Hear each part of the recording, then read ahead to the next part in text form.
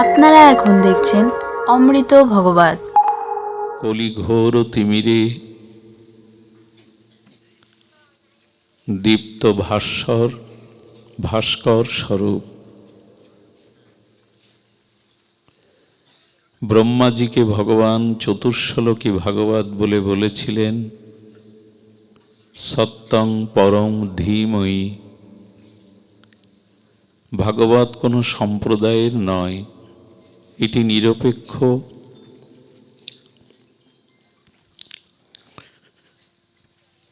শাস্ত্রকুল শিরোমণি, কারণ সত্য সকলের জন্য। যদি ভগবান বলতেন কৃষ্ণং পরং ধীময়ী, নারায়ণং পরম ধীময়ী, রামচন্দ্রায় ধীময়ী, তাহলে সেটা সম্প্রদায় বোঝাতো। কিন্তু এখানে শব্দটা দিয়েছেন সত্যং পরং ধীময়ী। সূর্য যেমন সকলের, তার আলো যেমন কাউকে অপেক্ষা করে না, সমানভাবে বিকিরণ বিতরণ করে, তেমনি সত্য সকলের জন্য। সেই মহাসত্যের, সত্য অধীশ্বরের ধ্যান এনে দেয় এই ভাগবত। ধী মানে মেধা, বুদ্ধি। সেই মেধার বুদ্ধি পরম সত্যের নিকটে নিয়ে যায় এই ভাগবত। এই সপ্তদিনের এই ভাগবত মহাযজ্ঞের যারা শ্রবণ কীর্তন এই পরম সৌভাগ্য প্রাপ্ত হয়েছেন, আজ আমাদের কাছে একটি জিজ্ঞাসা, ভাগবত শ্রবণ করে আমাদের আত্মকল্যাণ, আমাদের চিত্তশুদ্ধি, আমাদের জীবনে সত্যের পথে আমরা চলবার প্রেরণা পেয়েছি তো? এটি শুধু 7 দিনের অনুষ্ঠান মাত্র হয়নি তো, আয়োজন মাত্র হয়নি তো? এই ভাগবতের যে ফলশ্রুতি প্রাপ্তি, সেটি কি?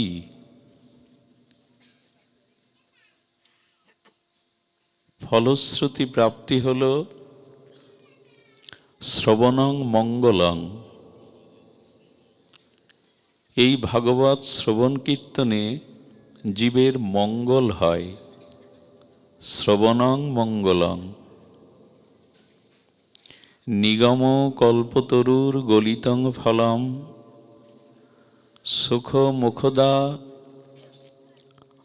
অমৃত দুর্বসংযুতম পিবত ভাগবত রসমালয়ম মুহুরহ রসিক ভুবি ভাবুকা।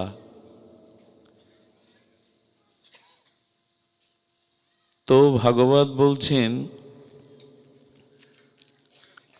যে এটি শ্রবণ মঙ্গলম, এটি শ্রবণ কীর্তনের দ্বারা মঙ্গল প্রাপ্ত হওয়া যায়। এই বারণটাতে প্রতিদিন এক সমস্যা। শ্রবণং মঙ্গলং। ভাগবত 7 দিন সপ্তদিবার ব্যাপী যারা শ্রবণ করেছি, আমাদের মঙ্গলের অধিকারী হওয়ার কথা। সেই মঙ্গলটা কি? জাগতিক ধনসম্পদ, মান সম্মান, এগুলি প্রাপ্তি না, এটি প্রকৃত মঙ্গল নয়। ভাগবত শ্রবণ করলে প্রিয় নয়, শ্রেয় প্রাপ্ত হওয়া যায়। প্রিয় বলতে আপাত যা আমাদের কাছে প্রিয় মনে হয়, ঘর সংসার, স্ত্রী পুত্র, টাকা পয়সা, মান সম্মান, মৃত্যুর পরে স্বর্গপ্রাপ্তি বা মুক্তি, এগুলো প্রিয় মনে হয়। কিন্তু প্রিয় আমাদের লক্ষ্য নয়, আমাদের প্রিয় নয়, শ্রেয় ভাগবত দিতে এসেছেন। শ্রেয় মানে অত্যান্তিক কল্যাণ, অত্যান্তিক মঙ্গল। শ্রেয় আর প্রিয় এক জিনিস নয়। আমরা প্রায়শ প্রেয় চাই, শ্রেয় চাই না। ভাগবত শ্রবণে আমাদের শ্রেয় এটি প্রাপ্ত হই আমরা।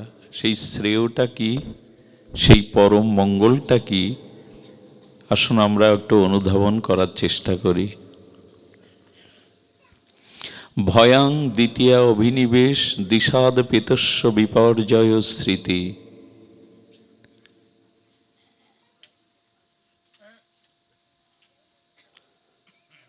আমাদের নবযোগীন্দ্র সংবাদে ভাগবতে এই শ্লোক এসেছে, ভয়াং দ্বিতীয়া অভিনিবেশ দিশাদ পেতস্য বিপর্যয় স্মৃতি। খুব ধ্যান দিন, আমাদের জীবনে আজ ভয় এসেছে। ভয় মানে হারাবার ভয়। ইন্দ্রিয় বলে চক্ষু দৃষ্টি হস্তপদ শক্তি হারাবার ভয়, রোগের ভয়, শোকের ভয়, শত্রু ভয়। এই ভয় ক্রমে ক্রমে সর্বশেষ একটি ভয় আক্রান্ত হয়, মৃত্যুর ভয়। এই ভয় কেন এলো? এই ভয় কি করে নির্ভয় হবে? আসুন আমরা ভাগবত থেকে তাই আস্বাদন করি। কারণ আজ আমরা ভীত, সন্ত্রস্ত, চারিদিকে হারাবার ভয়। এই ভয়ের উৎপত্তি, ভয় কোথা থেকে এলো? আর এই ভয়কে নির্ভয় রূপ কি করে আমরা ভয় শূন্য নির্ভয় হতে পারি, সে কথাই ভাগবত বলেছেন। একটু লক্ষ্য রেখে ধ্যান দিয়ে শ্রবণ করুন। ভাগবত শ্রবণে এই মঙ্গল, অত্যন্তিক মঙ্গল, শ্রেয় প্রাপ্তি হয়। দেখুন, সনকাদি আচার্য ঋষিগণ বলেছেন, তারা এই ভাগবত প্রসঙ্গ বলতে গিয়ে বলছেন, এটি নিগম কল্পতরুর গলিতং ফলং, বেদাদি শাস্ত্রের সার। দেখুন, এই ভাগবত বেদেরই সারাত সার। আর বেদাদি, বেদ আদি হল ওম, প্রণব। বেদের আদি হল এই প্রণব। এটিও ভাগবতের মধ্যে সন্নিবিষ্ট, একাকার।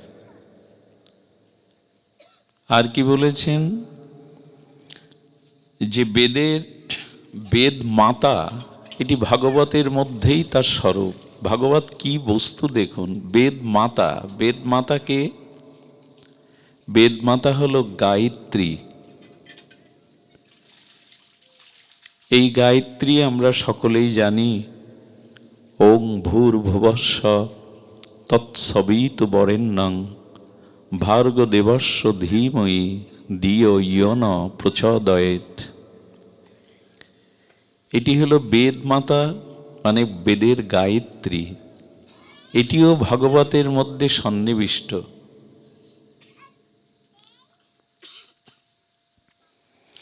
আর কি বলেছেন, সুরভি কামধেনু। কামধেনু মানে এই সুরভি কামধেনু, এর থেকে সর্ব অভীষ্ট পূরণ হয়। কামধেনু যদি কারো কাছে থাকে, তার অপূর্ণতা, অসম্পন্নতা থাকে না। ভাগবত আমাদের সম্পন্ন অত্যন্তিক শ্রেয় কল্যাণ দিতে এ হলো কামধেনু, সুরভি কামধেনু। কটা বিশেষণ দিয়েছেন দেখুন সনকাদি। আর কি বলেছেন, ভাগবত দশাক্ষর মন্ত্রের উদ্গাতা। এই দশাক্ষর মন্ত্র, এটি দেবশ্রীপাদ নারদ ধ্রুবকে দীক্ষা দিয়েছিলেন। আমরা যদি সবাই একবার বলি, আমাদের কল্যাণ হয়। ওং নমো ভগবতে বাসুদেবায়। এটি হলো দশাক্ষর মন্ত্র, এর উদ্গতাও ভাগবত।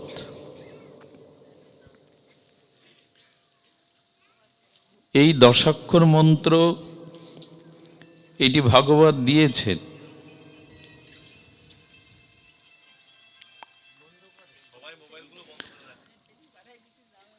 আর এই ভাগবতের অভিন্ন হলো তুলসী। ওইটা আমার হাতে দেন, উনি সমস্যা করবেন, এটা আমার হাতে দেন, ওনার কাছে দেন, এটা দিয়ে দেন।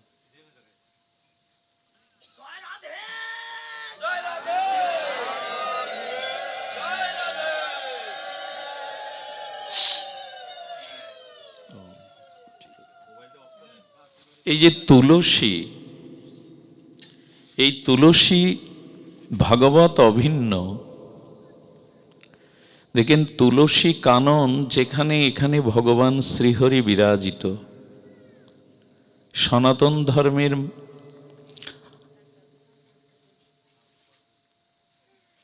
যারা নরনারী, তারা আমরা তুলসী মহিমাকে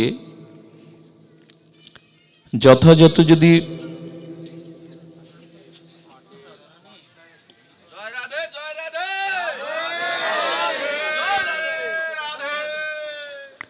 তুলসী মহিমা যদি জ্ঞাত হই, আপনারা বহুবার শুনেছেন এই প্রসঙ্গে, তুলসী দর্শনে,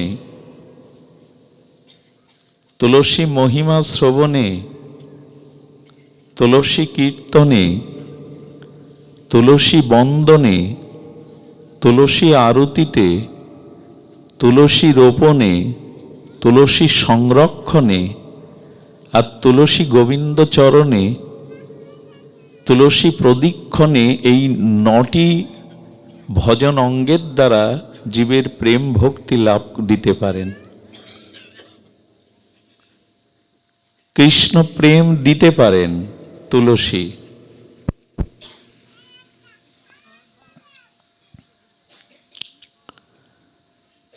এই 9টি ভক্তি যাজন অঙ্গের দ্বারা তুলসী আপনাকে ভক্তি দিতে পারে। এই জন্য ভাগবতের অভিন্ন বলা হয়েছে তুলসীকে।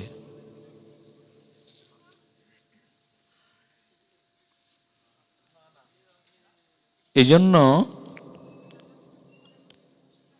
তুলসী যারা রোপণ করে তাদের সংরক্ষণের কথা বলা হয়। তুলসীটা সংরক্ষণ করতে হয়।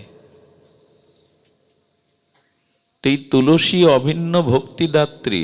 একটা স্মৃতি মনে পড়ে, যুগাচার্য সনাতন হিন্দু ধর্ম সংগঠক, ভারত সেবাশ্রম প্রতিষ্ঠাতা বা বাংলাদেশের প্রণাম মঠের প্রতিষ্ঠাতা, যিনি তপসাধনার দ্বারা 20 বছরেই সিদ্ধি লাভ করেছিলেন, যিনি বলেছিলেন ধর্ম মানে ত্যাগ, সংযম, সত্য, ব্রহ্মচর্য, যিনি বলেছিলেন মৃত্যু মানে আত্মবিস্মৃতি,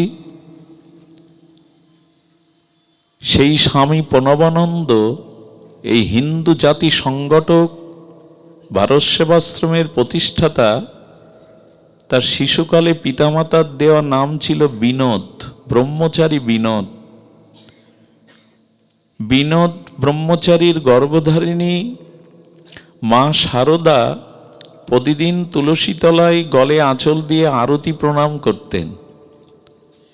বিনোদ সাধু চিলেকোঠা থেকে দেখছেন, ভূয়াবাড়ির চিলেকোঠা থেকে 3 তলায় মা কেন প্রতিদিন এই বৃক্ষকে প্রণাম করে, প্রদক্ষিণ করে, আরতি করে।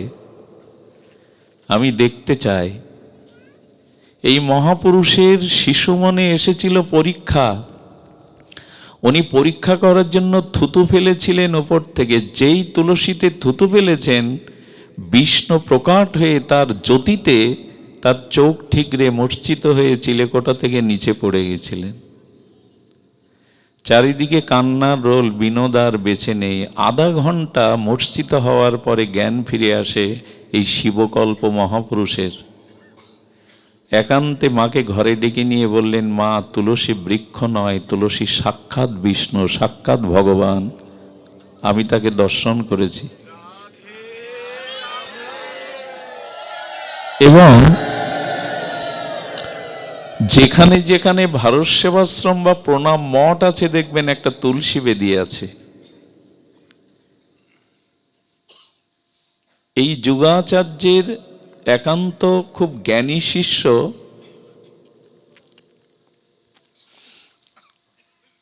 একবার তার কাপড়ের আঁচলটা তুলসীতে গিয়ে পড়ছিল।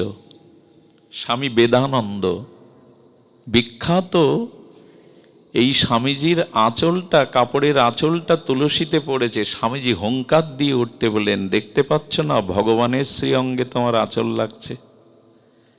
কিন্তু আজ সনাতনের আঙিনাতে তুলসী রাখতে হয় অবহেলায়। পোকা লাগলে তার সংযত, একটা লাউয়ের গাছ লাগালে, কুমড়োর গাছ লাগালে তাকে সংরক্ষণ করেন, চালি দেন, কিন্তু তুলসীর জন্য কোথায়?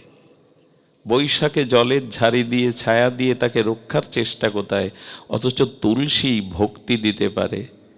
লক্ষ্মী দেবী ঐশ্বর্যের দেবী, বিদ্যার দেবী সরস্বতী, সর্বমঙ্গল দেবী মা কালিকা, সর্বদুর্গতি নাশ হয় মা দুর্গার দ্বারা, কিন্তু ভক্তি দেবী একমাত্র তুলসী, যিনি ভক্তি প্রদান করতে পারেন। যাকে প্রদক্ষিণ করলে জ্ঞান অজ্ঞানে ব্রহ্ম হত্যা পাপ পর্যন্ত মুক্ত হওয়া যায়। ব্রহ্ম হতানি কানিচ, সেই তুলসী আজ উচ্ছিষ্ট জল, তাকে সংরক্ষণ, একটা বেদী করা যায় না, তুলসীর বেদী, তুলসীকে সংরক্ষণ, এগুলি আমাদের প্রয়োজন। ভাগবতের অভিন্ন অংশ হলো তুলসী। দেখবেন যেখানেই ভাগবত, তুলসী ছাড়া ভাগবত হবে না। আর বলছেন গাভী, এই যে গোমাতা, এই গ্রামে আসতে মন চায় কেন জানেন? আসলেই গোমাতার দর্শন হয়। আমাদের বৈদিক সনাতন ধর্মের সমস্ত কল্যাণ দায়ী বলা হয়েছে এই গোমাতাকে। এই গোমাতাকে ধর্মের স্বরূপ বলা হয়। গো সম্পদ যদি সনাতন হিন্দু না থাকে, এই ধর্ম ক্ষতিগ্রস্ত হবে, হয়েছেও তাই। যত দেবতা আছে এই গোমাতার শরীরেই তার বিরাজ। আজকে এই কথাগুলো যুক্তি শুনতে শুনতে আমাদের মধ্যে থেকে তিরোহিত হয়েছে। গোবিন্দ গোপাল গোচারণ করেন, গোবৎস চারণ করতে গোবিন্দ গোষ্ঠে যান, গোবিন্দ চারণ করছেন। গাভী মাতার পায়ে পাদুকা নাই, তাই যশোদা নন্দন নন্দের নন্দন হয়েও তিনি পায়ে পাদুকা দেননি। আমার গাভী মায়ের পায়ে তো পাদুকা নাই। পৃথিবীতে ধর্মের স্বরূপ আজও সনাতন ধর্মের হোমাদি হব্য কব্য কার্যে দুগ্ধ ছাড়া ঘৃত ছাড়া সম্ভব নয়। হোম তো ঘৃত ছাড়া হবে না, দুগ্ধ ছাড়া ভগবানের অভিষেক হবে না। সেই গো সম্পদ আজ হিন্দুরা হারিয়ে ফেলেছি আমরা। এটি যে কত বড় সম্পদ! এই পৃথিবী যখন পাপে জর্জরিত হয়ে আর ভার সইতে পারে না, তখন এই ধরিত্রী মা গাভীরূপ ধরে ভগবানের কাছে প্রার্থনা করেন। সুরভি গাভীরূপেই তো ব্রহ্মার সাথে ক্ষীরোদসাগরে গিয়ে এই গাভীমার ক্রন্দনে ভগবান সাড়া দিয়েছিলেন। তিনি অধর্মের বিনাশ, ধর্মের সংস্থাপন, সাধুদের পরিত্রাণের জন্য এই গাভীমার এবং ব্রহ্মার দেবতাদের, দেবঋষি মুনিদের আহ্বানে অবতার রূপ গ্রহণ করেছিলেন। এই চণ্ডীপুর জেয়ালা গোসম্পদে ভরা। এই জন্য লক্ষ্য করবেন, এখান থেকে 20 বছর আগে এই গ্রামের মানুষের যে আত্মিক সচ্ছলতা ছিল, তার থেকে এরা অনেক সচ্ছলতায় মঙ্গলে ফিরে আসছে। গো সম্পদ দর্শন করলে, স্পর্শ করলে ভাগবত কৃপা লাভ হয়। আমরা হারিয়ে ফেলেছি এই সম্পদটা। এই গ্রাম ধন্য, যেখানে গাভী মায়ের কলরবে তাদের অমৃত দুগ্ধে ভরা। এই জন্য ভাগবত অভিন্ন হলো গাভী মা। ভাগবত এই যে শ্রবণ, আমরা 7 দিন ধরে শ্রবণ করলাম। দেখুন, বিবাহে, গৃহ নির্মাণে, বস্তু গৃহে আর যদি ঘরে উঠতে চান, পূজা পার্বণ করতে চান, সব কিছুর তিথি আছে। আচ্ছা, ভাগবত শ্রবণের সময় বা তিথি কি নির্ধারণ আছে? যে অগ্রায়ণে, পৌষে কি মাঘে? নিত্যং ভাগবত সেবয়া, প্রতিক্ষণে প্রতি মুহূর্তে ভাগবতকে স্মরণ করো। ভাগবতের জন্য কোনো তিথি দিনক্ষণ এটি নির্ধারণ নাই।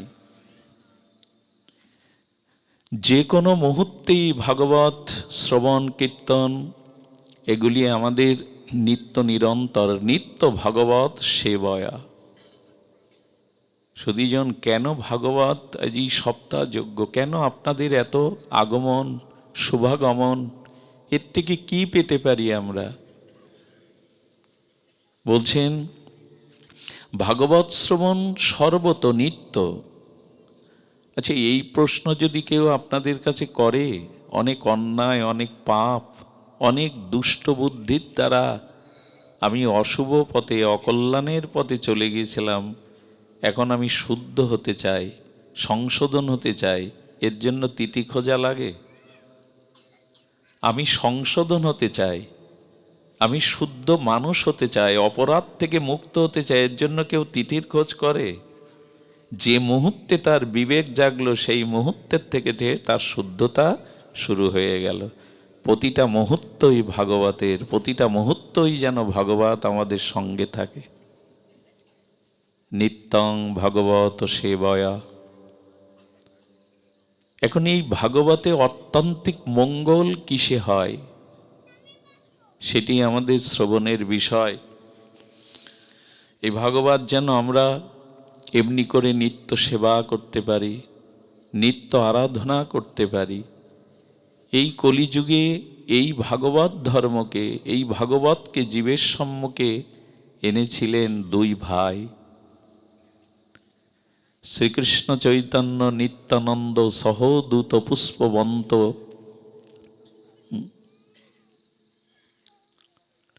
এই যে নিতাই এবং গৌর, রাধা কৃষ্ণ মিলিত তনু, এই প্রেমাবতার, সর্ব অবতার ও সার শিরোমণি, ব্রজপ্রেম নামপ্রেম দাতা শিরোমণি, এই শ্রীকৃষ্ণ চৈতন্য প্রেম পরতত্ত্ব আর অভিন্ন চৈতন্য কলেবর, বড় রহস্য আর পরিব্রাপ্ত দয়াল প্রেমদাতা এই নিতাই চাঁদ।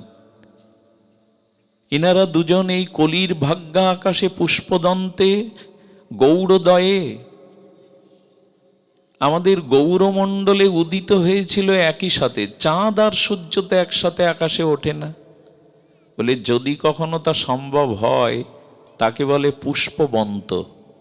কবিরাজ কৃষ্ণ গোস্বামী বলেছেন এটি সম্ভব নয়, যদি সম্ভব হয় তবে পুষ্পবন্ত আমাদের নবদ্বীপে নদিয়ায় এই ধাম ও শিরোমণি, চিন্তামণি শিরোমণি। দেখুন, ধাম শিরোমণি নবদ্বীপ, আগে নবদ্বীপ কৃপা, পরে ব্রজের কৃপা। যারা নবদ্বীপ ধামকে, বৃন্দাবনকে ভিন্ন করে দেখে তাদের অপরাধ হয়। নবদ্বীপ এবং শ্রীধাম অপ্রাকৃত বৃন্দাবন স্বরূপে একই, বরঞ্চ ধাম শিরোমণি নবদ্বীপ। নবদ্বীপ দর্শন করেই তবে ব্রজে যেতে হয়, এটা নিয়ম। কারণ ভগবান শ্রীকৃষ্ণ প্রেম পরতত্ত্ব, এতে চাংশ কলাপুংস কৃষ্ণস্থ ভগবান স্বয়ং। তিনি শ্রীধাম বৃন্দাবনে লতা পাতা বৃক্ষ পশু পাখিকেও প্রেম দিয়েছিলেন। গোপীদের প্রেমে তো নিজেই ঋণী হয়েছিলেন। কিন্তু বৃন্দাবনের প্রেমের দেবতা, প্রেমের অধীশ্বর আমার শ্রীগোবিন্দ ত্রিভঙ্গ মুরারি মনোহর সুন্দর, তিনি ব্রজের লতা পাতা বৃক্ষকে প্রেম দিয়েছেন, কিন্তু ব্রজের বাইরে কাউকে প্রেম দিতে পারেননি। সেই ব্রজপ্রেম বিতরণের জন্য রাধা ভাবকান্তিকে গুরু করে শ্রীকৃষ্ণ চৈতন্য রূপে এসে আপামর সবাইকে সেই প্রেম দিয়েছেন, যেটা ভগবান শ্রীকৃষ্ণ পারেননি দিতে। নিজেও আস্বাদনে কিছুটা বাকি ছিল। কৈছন রাধা প্রেম, কৈসেন মধুরিমা, কৈসন ভাবেতি হবর, এই তিন বাঞ্ছা ব্রজে পূরণ হয়নি। রাধা প্রেমটা কেমন আর আমার মাধুর্যই বা কেমন, রাধারানী আমার মাধুর্য আস্বাদন করে কি সুখ পায়, আমি তা পাইনি। তাই রাধারানীর ভেতরে নিকুঞ্জ মন্দিরে রাধারানী স্বপ্নেতে দেখছেন যে তার পাশে উপবিষ্ট আছেন এক গৌর বরণ, এক তেজময় দীপ্ত প্রেমবরণ, উজ্জ্বল কান্তি তপ্ত কাঞ্চন বর্ণ এক পুরুষ। রাধারানী ভীত সন্ত্রস্ত হয়ে গোবিন্দকে জড়িয়ে ধরে বললেন, প্রাণনাথ, আমি শয়নে স্বপনে জাগরণে প্রতিটি হৃদয় তন্ত্রে তোমার শ্যামল মধুর মাধুর্য রূপ ছাড়া জগতে আর কোনো পুরুষকে আমি আমার নয়ন মনে দেখিনি। আজ আমি এ কোন পরপুরুষের স্বপ্ন দেখলাম, এ কত ভীতিকর। আমার ভেতরে এই অমঙ্গলের ভাবনা আসছে, আমি কোন পুরুষকে দেখলাম। গোবিন্দ বললেন, তুমি আমাকেই দেখেছ, তুমি অন্য পুরুষ দেখনি, তুমি আমাকেই দেখেছ। হে রাধা, শ্রী রাধা প্রণয় মহিমা কৃদিশ। হে রাধা, তুমি আশ্রয় তত্ত্ব, আমি বিষয় তত্ত্ব। তাই তোমার যে মাধুর্য সেটা আমার আস্বাদন হয়নি। আশ্রয় তত্ত্ব বস্তু যেখানে সৃষ্টি হয়, বস্তু যেখানে আবির্ভাব হয়, বস্তুকে যিনি ধারণ করেন তাকে বলে আশ্রয় তত্ত্ব। আর বস্তু ধর্ম উৎপত্তি আধারে থেকে যিনি ভোগ করেন তাকে বলে বিষয়। যেমন জলটা হলো বিষয় আর তৃষ্ণাটা হলো আশ্রয়। তৃষ্ণা না লাগলে জলের প্রয়োজন নাই, তো জগতে তৃষ্ণা না থাকলে জলের প্রয়োজন থাকতো না। তৃষ্ণা হলো আশ্রয়, জল হলো বিষয়। অন্ধ ব্যক্তিটা বাইরে যেতে পারবে না, হোঁচট খেয়ে ধুলায় দূষরিত হয়ে পড়ে যাবে। কিন্তু অন্ধের হাতে যদি একটা যষ্টি থাকে, লাঠি থাকে, লাঠিটাকে অনুমান করে ভর করে সে তার লক্ষ্যে পৌঁছাতে পারে। এই অন্ধ হলো বিষয় আর যষ্টিটা হলো আশ্রয়।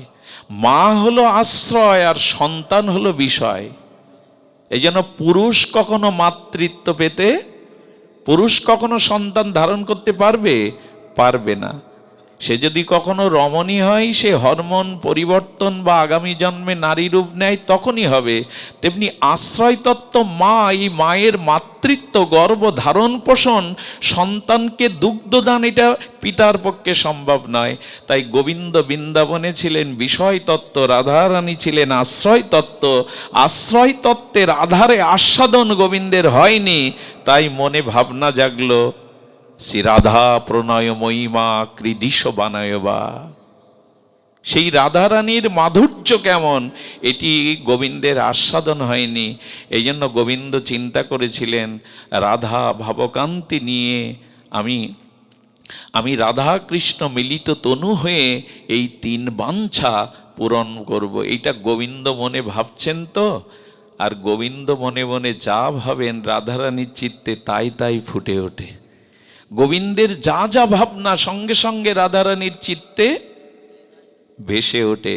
এই জন্য গোবিন্দ চিন্তা করেছেন, রাধাকে গুরু করে, রাধা ভাবকে, প্রেমকে গুরু করে আমি সেই বাঞ্ছা পূরণের জন্য কলিতে আবির্ভূত হব। যেই এই ভেবেছেন, রাধারানীর চিত্তে সেই গৌর মূর্তি প্রকাশ হয়ে গেছে, সেই গৌর মূর্তি প্রকাশ হয়ে গেছে।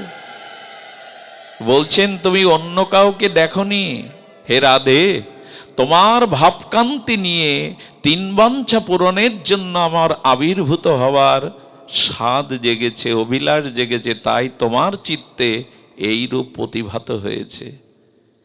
এই জন্য নবদ্বীপ কৃপা আগে, ধাম শিরোমণি চিন্তামণি, ধাম শিরোমণি গৌরমণ্ডলের কৃপা না হলে হবে না। কারণ ব্রজপ্রেম আর কেউ দিতে পারবে না। সেই ব্রজপ্রেম দেওয়ার জন্য এসেছিলেন এই দুই ভাই, শ্রীকৃষ্ণ চৈতন্য নিত্যানন্দ সহৌদূত গৌরদয় পুষ্পবন্তে। তমনুধ বলেছেন, খুব ধ্যান দিন, এ কথাগুলো ঠিক অন্যভাবে বোঝানো যাবে না। তম মানে অন্ধকার। নিতাই গৌর এসে এই কলিহত জীবের যে জিনিসটি করেছেন, অন্ধকার দূর করেছেন। এটা খুব মার্মিক কথা, যদি হৃদয় দিয়ে শোনেন, হৃদয় খুলে, তবে মহাপ্রভু নিতাই চাঁদের অপার করুণায় আপনার হৃদয় স্পর্শ করবে। কথার মধ্যে দিয়েই তো গৌর আমার হৃদয়ে যাবে, রাধারানী আমার হৃদয়ে পৌঁছাবে এই শব্দের মধ্যে দিয়ে। তো মহাপ্রভু নিতাই চাঁদ কি এই তম ঘোর অন্ধকার, দুই ভাই হৃদয়ের খালি অন্ধকার, দুই ভাগবত সঙ্গে করান সাক্ষাৎকার। এই চৈতন্য মহাপ্রভু না এলে আজ হরিনাম, এই ভাগবত, এই ভক্ত সেবা, এই সংকীর্তন আনন্দ আমরা পেতাম না। প্রতিটি বাঙালি নরনারী বিশ্বের যেখানেই আছে তারা নিতাই চৈতন্যের কাছে ঋণী। তিনি না এলে এই সনাতন ধর্মের এইরূপ আনন্দের মহা আয়োজন আমরা পেতাম না। সারা বিশ্বকে নাম ও প্রেমে ভাসাতে পারতেন না এই করুণার অবতার নিতাই চৈতন্য না এলে। তারা এসে কি করলেন? আজ গৌর কথা হওয়ার দিন, কারণ ভাগবত প্রতিপাদ্য বিষয় গৌরে এসে মিশেছে। শ্রী গৌরাঙ্গ যদি না আসতো, রাধা প্রেম, রাধারানীকে জানতই না জগৎ, ব্রজপ্রেম কেউ, যুগল উপাসনা কেউ জানতো না।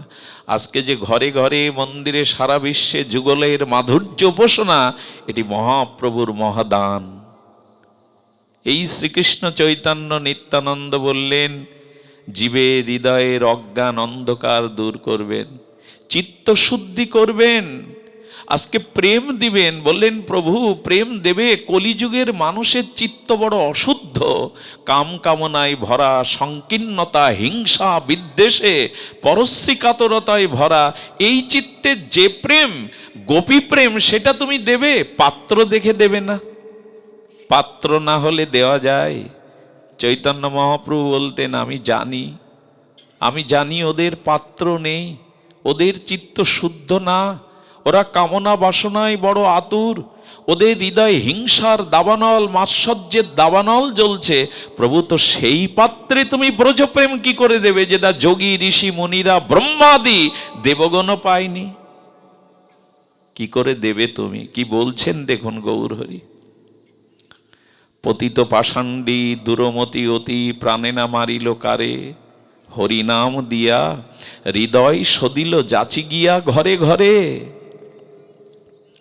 আমাদের এই পাষণ্ড হৃদয়কে তিনি ঘরে ঘরে গিয়ে যাচনা করে আমাদের সেই চিত্ত শুদ্ধি করিয়েছেন। হরি বলি বাহু তুলি প্রেম দৃষ্টি চাই, করিয়া কলমশনাশ প্রেমেতে ভাষায়। আহা, যার দিকে দুবাহু আজানলম্বিত দুবাহু তুলে হরি বলে প্রভু যার দিকে তাকিয়েছেন, গ্রাম নয় গ্রাম গ্রামান্তর প্রতিটি জীবের মধ্যে সেই প্রেম পৌঁছে গেছে। আচ্ছা, কথা তো খুব দ্রুত বলে যাচ্ছি। মহাপ্রভু হরিনাম করছে বাহু তুলে, আর সবার কাছে চিত্তশুদ্ধি হয়ে যাচ্ছে, প্রেম হয়ে যাচ্ছে। কি করে? বলেন, জীবাণুর কিছু ক্ষমতা আছে। রোগ জীবাণু যেমন একটা গ্রামে এক পরিবারে আগেকার দিনে কলেরা ডায়রিয়া হলে পুরো গ্রাম উজাড় হয়ে যেত, ওই জীবাণুটাই ছড়িয়ে যেত। এখানে যদি অ্যাটমিক কোনো বোমা ফেলা হয়, তাহলে অন্তত 100 কিলোমিটার কেন 200 কিলোমিটার দূরে সেই পরমাণুর জীবাণু সবাইকে অন্ধ করে দেবে, সবাইকে অথর্ব করে দেবে। জীবাণুর এমন ক্ষমতা। তো জগতের কোনো রোগ জীবাণু যদি পুরো গ্রাম গ্রাস করতে পারে, তো চৈতন্য মহাপ্রভু রাধা ভাবকান্তি নিয়ে হরি বলে যার দিকে তাকিয়েছেন তার মধ্যেই প্রেম হয়ে গেছে, তার পাত্র হয়ে গেছে। হরি বলি বাহুতলি প্রেমদৃষ্টি চাই, করিয়া কলমশনাশ প্রেমেতে ভাষায়। এ দৃষ্টান্ত অনেকবার দিয়েছি। কি করে হয় জানেন? আমাদের বাংলাদেশে, ভারতবর্ষে এই সাপ নাই। আফ্রিকার জঙ্গলে একটি সাপ আছে, সরীসৃপ আছে। তারা কি করে জানেন? এক জায়গায় বসে থাকে। বলে আহার করে কি? বলে এক জায়গায় বসে চোখের দৃষ্টি দিয়ে ওরা বিষ বিস্ফোরণ করে। সামনে দিয়ে যে প্রাণী যায়, চোখের দৃষ্টি দিয়ে বিষ বিস্ফোরণ করে প্রাণীকে আক্রান্ত করে।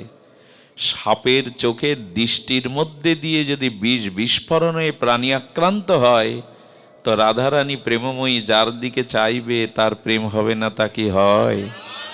হয়ে যায় প্রেম। এই জন্য কালাকাল পাত্র অপাত্র বিবেচনা করেননি মহাপ্রভু। যে পথ দিয়ে গেছেন, যার দিকে তাকিয়েছেন, যে মহাপ্রভুকে শুনেছে, তাকে যে শুনেছে, এভাবে সকলেই বৈষ্ণব, সকলেই প্রেম ধর্ম পেয়ে, এই বড় অদ্ভুত। আর নিত্যানন্দ প্রভু তো মহাপ্রভুর থেকে করুণা, একজন চাঁদ একজন সূর্য। মহাপ্রভু তো স্বয়ং ভগবান, মাঝে মাঝে ক্রোধ আসতো। জগাই মাধাই যেদিন নিত্যানন্দ প্রভুর রুধির ঝরালো, সেদিন তো উনি ক্রোধে সুদর্শনই ডেকেছিলেন, ধ্বংস করে দেবে। নিতাই চাঁদ হলো চাঁদ, গৌর হলে সূর্য। উনি মাঝে মাঝে ক্রোধ করেন, কিন্তু নিতাই এবার প্রতিজ্ঞা করেছেন, ক্রোধ আমি করব না। অক্রোধ পরমানন্দ হয়ে চাঁদ কেন জানেন? চাঁদের মধ্যে সুধা ঝরে, অমৃত ঝরে, এই জন্য চাঁদের কিরণ বড় শীতল। নিতাইয়ের করুণা এবার বড় শীতল, এবার তাপ দিতে আসেননি উনি। যিনি বলদেব, যিনি লক্ষণ, তিনি নিত্যানন্দ অক্রোধ পরমানন্দ হয়েছেন, সুধাকরের মতো স্নিগ্ধতা অমৃত দিতে।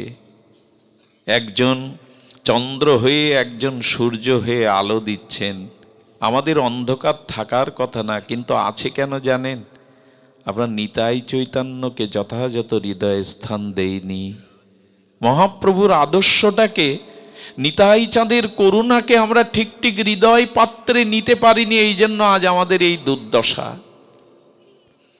মহাপ্রভুর আমাদের হৃদয়ের খালি অন্ধকার, খালি মানে প্রক্ষালন করা, আর এই অন্ধকারটা কি একটু ব্যাখ্যা করা দরকার। খুব মার্মিক একটি শব্দাবলী, অনুভববেদ্য বিষয়, যদি কৃপা করে, করুণা করে আজ বিশ্রাম দিন, মন দিয়ে শোনেন। এই যে ভয়াং দ্বিতীয় অভিনিবেশ দ্বিষাদ পেতস্য বিপর্যয় স্মৃতি, এটি কেন হলো জানেন? বিপর্যয় মানে বিপরীত। আজ আমরা বিপরীত পথে চলেছি।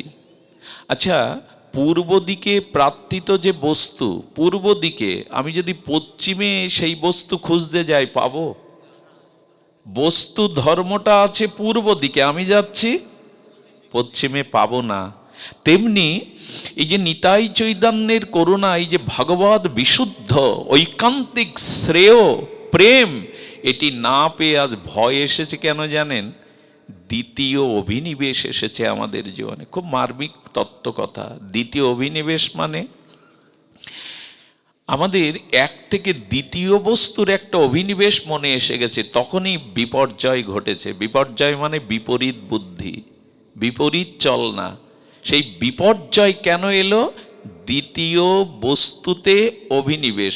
বস্তু মানে ভগবান, বাস্তব্য মানে ভগবান, একমাত্র ভগবান বাস্তব, একমাত্র ভগবানই হলো তত্ত্ববস্তু। পৃথিবীতে আর কোনো বস্তু তত্ত্ব নয়, সব মহাপ্রলয়ে ধ্বংস হবে। একমাত্র ভগবান আর ভক্তি আর ভক্ত, এই তিনটি তত্ত্বই কেবল অবিনেশ্বর, আর সব কিছুই ধ্বংস হবে। এটি বস্তু।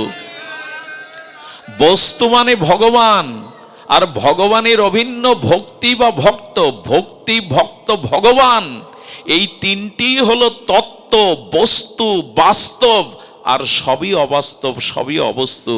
সব মহাপ্রলয়ে ধ্বংসপ্রাপ্ত হবে। কথাগুলো মনে হয় সাইনবোর্ড করে বুকে বাঁধিয়ে রাখে, যাতে বিপর্যয় না আসে, যাতে ভয়ের কবলে না পড়তে হয়, যাতে মনুষ্য জন্মটা অধঃপতনে ধ্বংস না হয়ে যায়। এটা বাঁধিয়ে রাখার মতো। সেটি হলো যে আমাদের বিপর্যয় কেন, বিপরীত বুদ্ধি কেন, ভয় এসেছে কেন?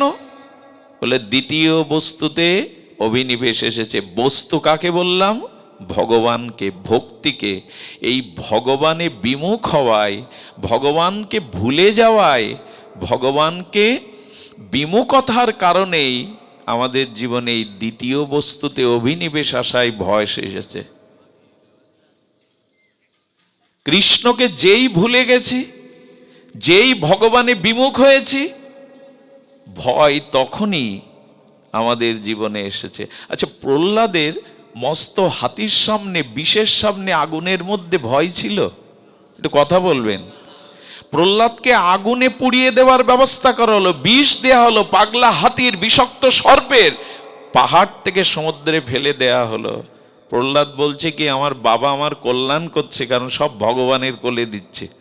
আগুনের মধ্যে ভগবানকে দেখছেন। বলে আমি দূরে ছিলাম, ভগবানের কোলে ছুড়ে দিল। আগুনের মধ্যে শীতলতায় ভগবানের কোলে বসে প্রহ্লাদ হাসছে। ভয় কখন? যখন ভগবানে বিমুখ হয়ে যায়, ভগবান বিস্মরণ হয়ে যায়, তখনই দ্বিতীয় বস্তু মায়াতে মনের অভিনিবেশ আসে। আর এই মায়াই সমস্ত ভয়, মৃত্যু, জরা ব্যাধি, শত্রু, ভয়ের কারণ। ভয় আসে না। ওই ছোট মরগ মুরগির বাচ্চারা আবর্জনার মধ্যে তাদের খাদ্যখানা খুঁজে বেড়ায়। চিল যখন গ্রাস করতে আসে, ওই মরগ মুরগি তারা কি করে? পাখনা মেলে দেয়। পাখনার মধ্যে যদি একবার বাচ্চাগুলো যেতে পারে, শত চিলের সাধ্য নেই মায়ের পাখনার মধ্য থেকে বাচ্চাটা ছিনিয়ে নেবে। যারা পাখনার আশ্রয় না এসে বাইরে ঘুরতে থাকে, তাদেরই সবল মেরে নিয়ে যায়। গোবিন্দচরণে ভয় কি গো? সব থেকে বড় ভয় তো কাল, মৃত্যু। যার নাম নিলেই মহাকাল ভয়ে পালিয়ে যায়, তার চরণ আশ্রয় করলে ভয় হয়? আমরা কৃষ্ণ ভোলা জীব, আমরা মায়াকে জড়িয়ে ধরেছি গোবিন্দকে ছেড়ে দিয়ে। আমাদের ভয়, আমাদের ধ্বংস হবে না তো কি হবে? দেখুন, এটা মূল সূত্র। ভয়াং দ্বিতীয় অভিনিবেশ। দ্বিতীয় বস্তুতে অভিনিবেশ এসেছে। প্রথম বস্তু বাস্তব্য বস্তু ভগবান, দ্বিতীয় বস্তু হলো মায়া। আমাদের মায়াতে আবেশ এসে গেছে। আচ্ছা, মায়া কাকে বলে? ভগবানের বহিরঙ্গা শতরজতম ত্রিগুণময়ী এই বহিরঙ্গা শক্তির নাম মায়া। ওই যে মহাপ্রভু অন্ধকার দূর করতে এসছেন, এই মায়া দূর। অন্ধকারের ধর্ম কি? আচ্ছা, আপনারই ঘরে আপনার রেখে দেওয়া আসবাবপত্র, খাতাপত্র, জিনিস আছে, ঘোর অন্ধকারে, গাঢ় অন্ধকারে বুঝতে পারেন কোথায় কোন বস্তুটা আছে? কেন? নিজের ঘর তো প্রতিদিন আসা যাওয়া করেন, তো আপনারই হাতে রাখা জিনিস আপনি চিনতে পারছেন না। বলেন অন্ধকারের ধর্ম হলো বস্তুকে ঢেকে দেয়। এটা এখানে সব আলোগুলো নিভিয়ে দিলে আমাকে দেখতে পাবেন আপনারা, আমি কি পাবো আপনাদের দেখতে? অথচ কাছেই আছেন। আরও কি হয় জানেন? অন্ধকারে বস্তু শুধু ঢাকে না, বস্তুর বিকৃত রূপে ভয় ধরিয়ে দেয়। যেমন রাস্তায় যেতে যেতে অন্ধকারে দড়ি দেখলে সাপ মনে হয়, তা দিয়ে মানুষ ভয়ও পায়, দৌড়াতে গিয়ে হোঁচটকে হাত পাও কাটে। অন্ধকার কি করে? অন্ধকার বস্তুকে ঢেকে দেয়, আর বস্তুকে অন্য রূপে দেখিয়ে আমাদের মধ্যে ভয় সৃষ্টি করে। দেখবেন ঘরে একটা কাপড় পরে রয়েছে আঁকা বাঁকা, ওই অন্ধকারে গেলে মানে ওটা কি? নিজেরই ঘর, যেখানে ভয় থাকার কথা না, অথচ ভয় পাচ্ছেন, কারণ বস্তুটা বিকৃত করে দেখাচ্ছে। ওই বাবাকে ডেকে দিন। ঘুমালে হবে না এখানে, জয় রাধে। এই কথা হবে, যদি ঘুম আসে আর যাবে কোথায়? মায়ার কথা বলতে বলতে যদি সেই মায়াই ধরে আমাদের, তাহলে আর ভয় দূর হবে কি করে? শুধুবিন্দু ভাগবতে, ঠিক আছে, ঠিক আছে, ভাগবতে দুইজন আসে। একটু ধ্যান দিন, ভাগবতে কজন আসে? দুইজন আসে। দুইজন মহারানী, একজন রাধারানী, একজন মায়ারানী। মায়ারানী এসে দেখেন এই জেবগুলো কৃষ্ণ কথা শুনলে রাধারানী ওদের বুকে গিয়ে বসবে, প্রেম হবে, উদ্ধার হবে। মায়া তো নিজের দলের লোক কমাতে চায় কেউ, তো মায়া এই জন্য কারোর উপরে ঝিমানি হয়ে, নিদ্রা হয়ে ভর করে যে তোমাকে আমি মুক্তি পেতে দেব না। এই জন্য এখানে মায়ারানী এসে দেখে কারা একটু অলস, কারা একটু ঝিমানিয়ে। আর অনেকেই বলে ঘুমাচ্ছি না তো, ঝিমাচ্ছি। এই দুটোই মায়ার কবলিত জীবের দশা। এখানে ঝিমিয়ে কি করবেন, এখানে ঘুমিয়ে কি করবেন? একদিন এমন ঘুম আসছে যে ঘুম আর কেউ ভাঙাবে না। ওই দিন নিশ্চিন্তে ঘুমান, কেউ আর ডাকবে না। তা আজ তো ঘুমানোর দিন নয়। আর রাধারানী দেখেন, যারা চাতকের মতো তাকিয়ে আছে, একটু হরি কথামৃত নামামৃত হৃদয়ে নেবে, রাধারানী ওই হৃদয়ে গিয়ে বসেন। আমরা বড় মায়া কবলিত কিনা? আমরা বলছিলাম এই ত্রিগুণময়ী মায়ার শক্তি, অন্ধকারটা বস্তু ধর্ম কি করে? ঢেকে দেয়, আর বস্তুকে বিরূপ দেখিয়ে ভয় সৃষ্টি করে। অন্ধকারে দেখলেন না, দড়ি পড়ে আছে, সাপ মনে হয়। তো তেমনি মায়া কি করেছে, এই মায়া হলো অন্ধকার আর কৃষ্ণ হলো সূর্য। খুব ধ্যান দিতে হবে। মায়া প্রথমে কি করেছে জানেন, আমাদের বস্তুকে অর্থাৎ গোবিন্দকে, আমার স্বরূপকে, পরমাত্মাকে, গোবিন্দকে ঢেকে দিয়েছে। এই ঢেকে দেওয়ার পরে অন্য বস্তুর প্রতি, দ্বিতীয় বস্তুর প্রতি আবেশ এনে দিয়ে ওইখান থেকে আমাদের ভিতরে ভয়, ওই যে বস্তুর স্বরূপটা ভুলে গেছি। এখন স্বরূপ কি করে ভুললাম? দেখুন, মায়া যেই বস্তুকে, গোবিন্দকে, পরমাত্মাকে ঢেকে দিল, সেই মায়া কি করলো জানেন? মন, বুদ্ধি, চিত্ত, অহংকার, ইন্দ্রকে নিয়ে কি বোঝালো? ওই যে অন্ধকারে বস্তুটা দেখতে পাচ্ছি না, অন্যরকম মনে হচ্ছে। মায়া তখন, আমি তো কৃষ্ণেরই অংশ, আমি তো পরমাত্মারই অংশ, জীবের নিত্য স্বরূপ হয় জীবের কৃষ্ণ দাস। মায়া কি করলো? মনকে, ইন্দ্রিয়কে সাথে এনে অন্ধকার করে দেখালো কৃষ্ণ, দেখালো না, দেখালো সংসার। মায়া কি দেখালো? মায়া দুটি জিনিস দেখালো। আহা, কি মার্মিক কথা! মায়া দেখালো তুমি এই শরীর, কৃষ্ণকে ঢেকে দিয়ে আমি নিত্য রাধারানীর দাসী, আমি নিত্য কৃষ্ণের দাস, আমার জন্ম মৃত্যু জরাব্যাধি নাই। যেমন আগুনের একটা অংশও তো আগুন, আগুন থেকে একটা অংশ বেরিয়ে এলো, অগ্নি স্ফুলিঙ্গ, সেটাও আগুন না? তা আমি ভগবানেরই অংশ, অমৃতের অংশ, আমার জন্ম মৃত্যু জরাব্যাধি ছিল না, ভয় মৃত্যু কিছুই ছিল না আমার। কিন্তু মায়া গোবিন্দকে ঢেকে, স্বরূপকে ঢেকে মায়া অন্ধকার করে দিয়ে দেখালো যে তুমি এই দেহ। সেই থেকে ভাবতে শুরু করলাম আমি মানে এ রক্ত মাংসের দেহ। আর এই দেহ সম্পর্ক যাতেও স্ত্রী, পুত্র, কুটুম্ব আমার, আমি আমার, মায়া কৃষ্ণকে ভুলিয়ে, কৃষ্ণকে ঢেকে এই দুটির সাথে পরিচয় করিয়ে দিল। আর ওই ভগবানের স্বরূপ থেকে যে মায়ার দ্বারা প্রহিত হয়ে অন্ধকারে এই দ্বিতীয় বস্তু আমি আমারে মন গেল, তখনই মৃত্যু এলো, তখনই ভয় এলো, তখনই ধ্বংস নেমে এলো। কৃষ্ণ দুঃখ দেয় না, দুঃখ দেয় মায়া। এই দেহ আমি আর দেহে সম্পর্ক, স্ত্রী, পুত্র, কুটুম্ব আমার, এই আমি এবং আমার ঢেকে দিল, স্বরূপকে ঢেকে দিল, কৃষ্ণকে ঢেকে দিল। আর কৃষ্ণ তখন মায়া দেবীকে বলছে, কৃষ্ণের চরণ থেকে মায়ার সৃষ্টি। মায়া তো ভগবানের শক্তি। এই জন্য দেখবেন মায়া মানে ছায়া, মায়া মানে, আর দেহ কায়া, আর আমাদের দেহের ছায়াটা মায়া। কেমন?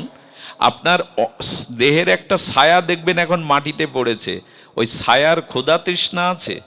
ওকে মারলে ব্যথা লাগবে? ওকে অস্ত্র দিয়ে কাটলে ক্ষতবিক্ষত হবে?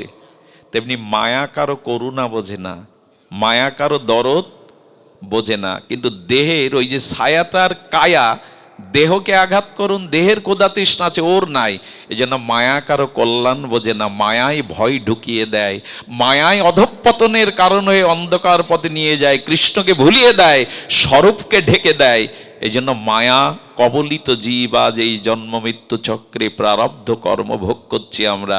এই মায়া মুক্তির জন্য মায়া আমাদেরকে দ্বিতীয় বস্তুতে অভিনিবেশ আনলো। এখন গোবিন্দ কি বলল জানেন? আর লক্ষ্য করবেন, মানুষের ছায়াটা সবসময় পা থেকে যুক্ত হয়, মাথা থেকে না, মাজা থেকে না। ছায়াটা কোথা থেকে যুক্ত হয়? পা থেকে। কারণ গোবিন্দের বহিরঙ্গা চরণ থেকে সৃষ্টি, এই জন্য ওর এত ক্ষমতা। মায়া এত প্রবল যে ব্রহ্মাও মাঝে মাঝে মায়ার ফাঁদে পড়ে কাঁদে। ব্রহ্মা, আপনি আমি তো কোন ছাড়? মায়াতে ব্রহ্মা পর্যন্ত পড়ে কাঁদে। এই মায়া, ত্রিগুণময়ী মায়া দুর্তর্যা। ঠাকুর মশাই তার মহাবাণীতে বলেছেন, ইহাকে করিয়া জয় এড়ানো না যায়। এই মায়াকে এড়ানো, তবে উপায় বলেছেন, সাধু কৃপা বিনা ইহার নাহিত উপায়। উপায় একটাই, কেবল সাধুগুরুর কৃপা, এছাড়া অন্য কোনো উপায় নাই। মায়া কি করলো? হাতে ধরে দেহটাকে বলল আমি, আর দেহ সম্পর্কজাত স্ত্রী, পুত্র, কুটুম্ব, সজ্জন, বাড়ি গাড়িকে বলল আমার। এই আমি এবং আমার, এই হলো মায়ার ঢেকে দেওয়া, জীবকে অন্ধকারে ভয়ের মৃত্যুর দিকে ঠেলে দেওয়া। এখন গোবিন্দ কি বললেন জানেন? গোবিন্দ বললেন, মায়া, যারা আমাকে ভুলে গেছে তুমি তাদের সাজা দাও, তুমি তাদের মৃত্যু, জরা, ব্যাধি, প্রারব্ধ, দুঃখ সাজা দাও। কারণ দুঃখ না পেলে, সাজা না পেলে কারো আমার কথা মনে পড়বে না। মায়াকে বললেন, যারা আমায় ভুলে গেছে তুমি তো আমার শক্তি, তুমি তাদের এই ভয়, জরা, মৃত্যু, ব্যাধি, কর্মফলের নিদারুণ অভিশাপ ভোগ করাও। তবে মায়া কৃষ্ণকে ভোলানোর, মায়া কৃষ্ণ স্মৃতিকে, কৃষ্ণ প্রেমকে মুছে দেওয়ার ক্ষমতা মায়ার নেই। মায়া কি করতে পারে জানেন? দেখুন, আমাদের ভিতরে কৃষ্ণ প্রেমটা নিঃশেষ করার, ধ্বংস করার ক্ষমতা মায়ার। যেমন লক্ষ্য করেন, বিরাট অগ্নিকুণ্ড জ্বলছে, সেই অগ্নিকুণ্ডকে আপনি হাত দিয়ে নিজে একা চেষ্টা করে নিভাতে, কিন্তু অগ্নির থেকে যে স্ফুলিঙ্গ কণাটা বাইরে বেরিয়ে এলো তাকে হাত দিয়ে, পা দিয়ে চাপা দিতে পারেন কি না? ওটা ক্ষুদ্র, কিন্তু অগ্নিকুণ্ডকে আপনি হাত দিয়ে, পা দিয়ে। তেমন মায়ার ক্ষমতা কতটুকু জানেন? মায়ার ক্ষমতা কৃষ্ণকে, আমার হৃদয় থেকে কৃষ্ণ প্রেমকে, কৃষ্ণকে মুছে দেওয়ার ক্ষমতা মায়ার, এত বড় ক্ষমতা মায়ার নাই। ক্ষমতা আছে আমাকে ঢেকে দেওয়া, আমার স্বরূপটাকে, বস্তুটাকে ঢেকে দেওয়া। এই জন্য গোবিন্দ বললেন, তুমি তো আমাকে ভোলাতে পারবে না, জীবকে আমার থেকে, হৃদয় থেকে আলাদা করতে পারবে না, তবে যারা আমাকে ভুলে গেছে, আমার বিমুখ হয়ে গেছে, তুমি তাদের সাজা দাও। ভগবান কাউকে দুঃখ দিতে চায়, তার সন্তান, তার জীব কষ্ট পায়, এটা গোবিন্দ আদেশ দিয়েছেন মায়াকে। তবে মায়া একটু বেশি কষ্ট দেয় আমাদের। গোবিন্দ যা বলেছিলেন তার থেকে একটু অতিরিক্ত বেশি দিয়ে ফেলেছে রাগ করে। ভগবান তোদের সৃষ্টি করলো, ভগবান তোদের হৃদয়ে থাকলো, তোরা ভগবানকে ভুলে গেলি। তো একটু অতিরিক্ত একটা দৃষ্টান্ত দিলে মনে হয় সহজ হয়। বাড়িতে প্রাইভেট মাস্টার রাখে অনেকেই। আমার সন্তানদেরকে একটু ভালো করে পড়াবেন, প্রয়োজনে তাদের একটু শাসনও করবেন। এই শিক্ষকদের এখন এই শাসনটা না থাকায় সর্বনাশ হয়ে গেছে। আর শাসন করলেই তো নোটিশ যায়। এই যেখান থেকে এই বুদ্ধি এসেছে সেইখান থেকে সব গেছে। তো আগেকার পিতামাতারা বলে দেখতো, দেখুন ও পড়াশোনা না করলে একটু দুষ্ট আছে, পড়তে চায় না, ওকে একটু শাসন করবেন। কৃষ্ণও যেন বলে দিলেন, ও যদি আমার শরণ না নেয় তবে ওকে একটু শাসন করে, ওকে একটু আঘাত দিয়েন যাতে ও পড়াশোনায় মন দেয়। ভগবান কাউকে কষ্ট দিতে চাইনি, আমরা ভুলে গেছি যাতে পুরনো পড়াটা পড়তে পারি, পাশ করতে পারি, আর জন্ম মৃত্যু জরাব্যাধিতে আসতে নাই। কিন্তু কি করে যে জানেন, এত বলার পরেও যখন ও পড়ে না, পরীক্ষায় পাশ করতে পারে না, শিক্ষক রেগে একটু মারার যা কথা, একটু অতি রাগে বেশি মেরে ফেলেছে।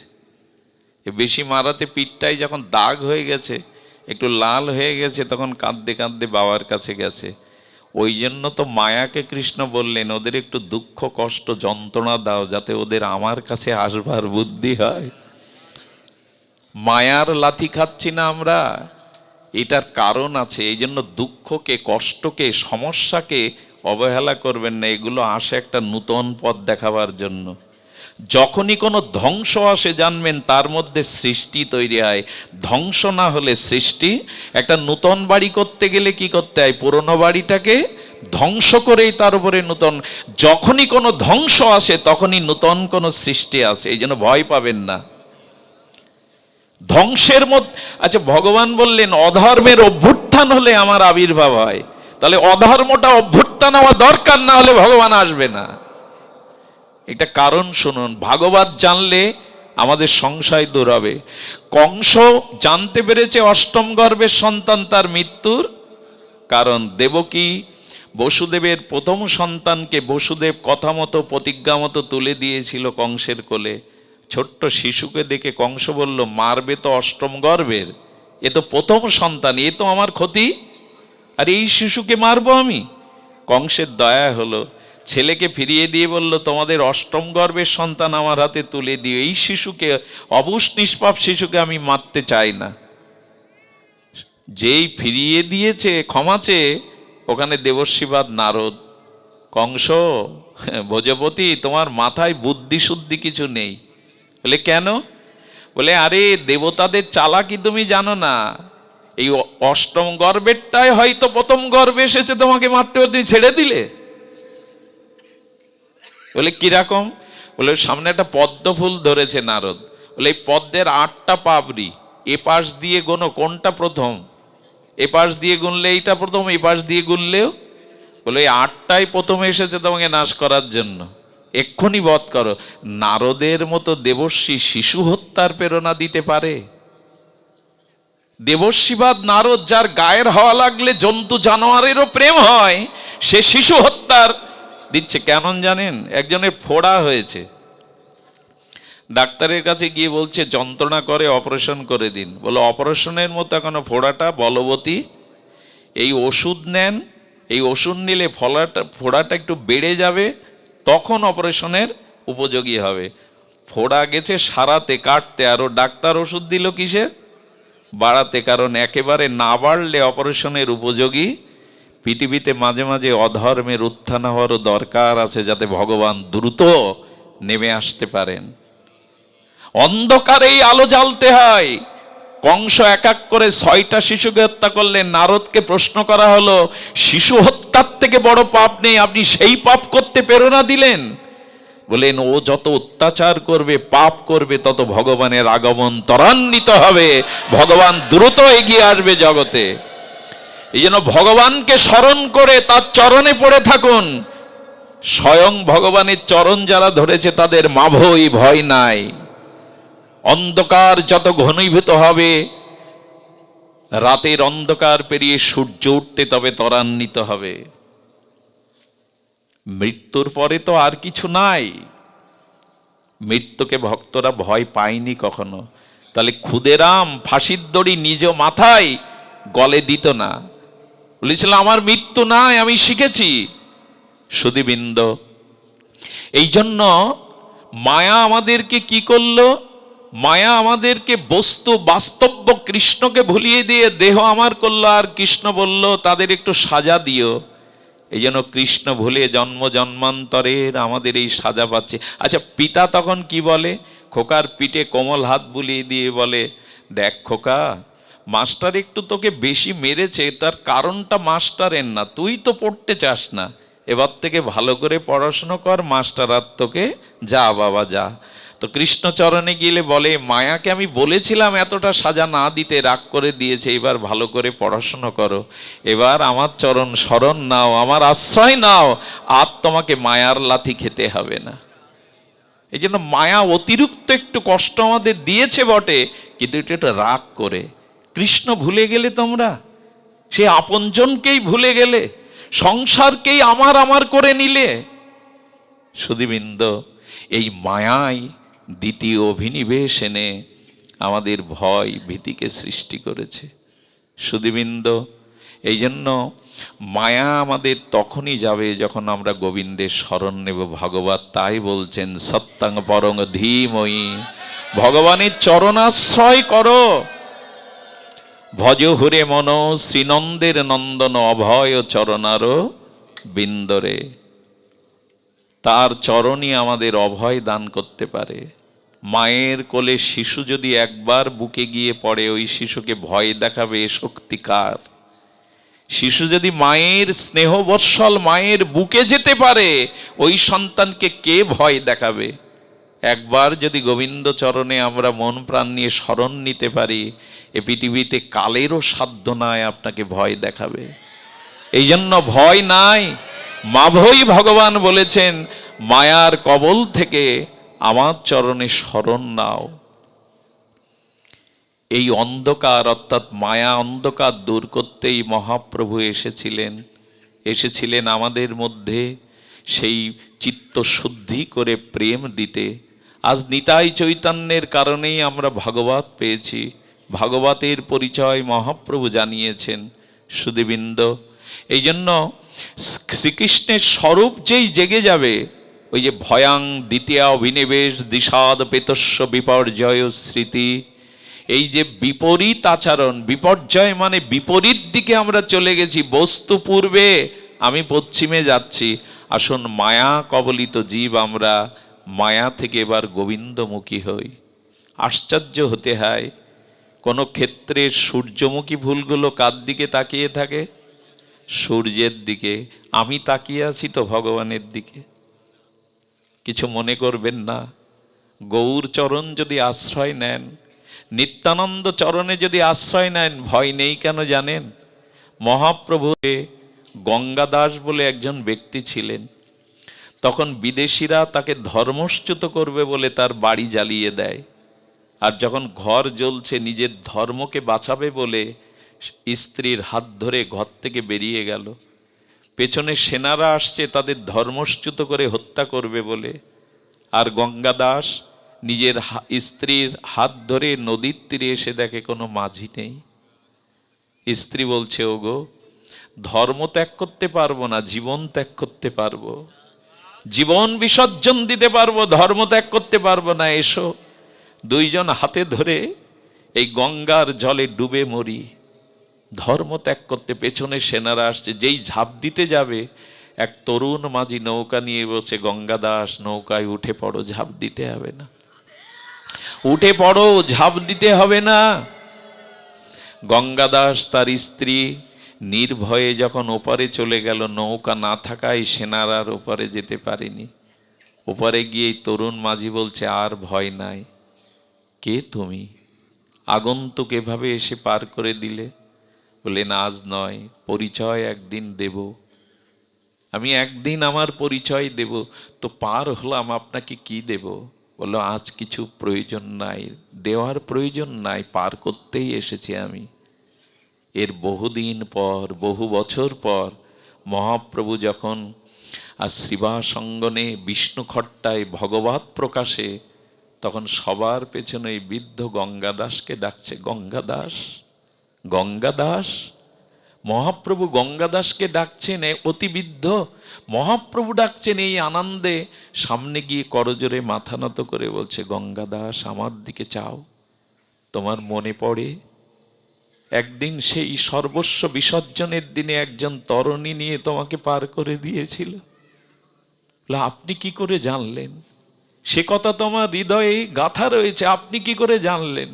গঙ্গাদাস, সেদিন সেই মাঝি আর কেউ না, আমি তোমায় পার করে দিয়েছিলাম, আমি তোমাকে পার করেছিলাম। চরণে লুটিয়ে পড়লেন প্রভু। প্রভু তখনও আবির্ভাব হয়নি। গৌর করুণা দেখুন, আমি সেদিন তোমায় পার করে দিয়েছিলাম। গঙ্গাদাস চরণে লুটিয়ে পড়েছে। মহাপ্রভু আশীর্বাদ করে বলছেন, গঙ্গাদাস, গঙ্গাদাস, কিছু চাও আমার কাছে। কি চাইলো জানেন প্রভু গো? সেদিন যেমন সব সংকট থেকে তুমি পার করে ওপারে নিরাপদে নিয়েছিলে, তবে আরেকটি চাওয়া আছে। আর একটা দিন পারের সময় আসছে সামনে, সেই ঘাটে তুমি ছাড়া কোনো মাঝি নেই। সেই ঘাটে গিয়ে যেদিন দাঁড়াবো, সেদিনও তুমি এমনি করে পার করে দিও, কিছু দিতে আর পারি আর না পারি, সেদিনও পার করে দিও। গঙ্গাদাসকে মহাপ্রভু বললেন, ভয় নাই, সেদিনের দায়িত্ব আমি নেব। ভগবান এক জন্মের নন, স্ত্রী পুত্র এ দেহ আমাদের এক জন্মের, এরা এক জন্মের, চিরজন্মের নয়। দেখুন, এই যে দেহকে আমি ভেবে দেহ ভোগের জন্য ভগবানকে ভুলে আছি, এই দেহের পরিণাম কি জানেন? দেখুন, আমরা বারবার বলেছি, এই দেহটা পোকায় ভরা। ক্যান্সারের জাম হলে থেরাপি দিয়েও পোড়ানো যায় না। আর এই দেহটা চিতায় যদি আজ রাত্রেই আমাকে পোড়ান, ছাই ছাড়া তো কিছু না। এ দেহের অবশিষ্টতা কোথায়? কিছু জায়গায় বন্যা হয়, লাশ পোড়ানো যায় না, অন্ত্যেষ্টিক্রিয়ায় জলে ভাসিয়ে দেয়, অসংখ্য কীট তাকে কুরে কুরে খায়। মাটির নিচে দিলে তো অসংখ্য কৃমি কীট এই দেহটার পরিণতি। শৃগাল কুকুরে যদি বিল্বমঙ্গলের দেহ খায়, তাদের উদরে গিয়ে 20টা মলমূত্র হবে। এই দেহর এই পরিণাম। এই জন্য দেহ আমি নই, এই দেহ ভোগের জন্য আমরা জগতে আসিনি। শূকর কুকুরগুলোও তো ভোগ করে, খায় দায়, ঘুমায়, কাম কামনা বিস্তার করে। ভগবত ভজন না করলে আমার সাথে পার্থক্য কোথায় ওদের?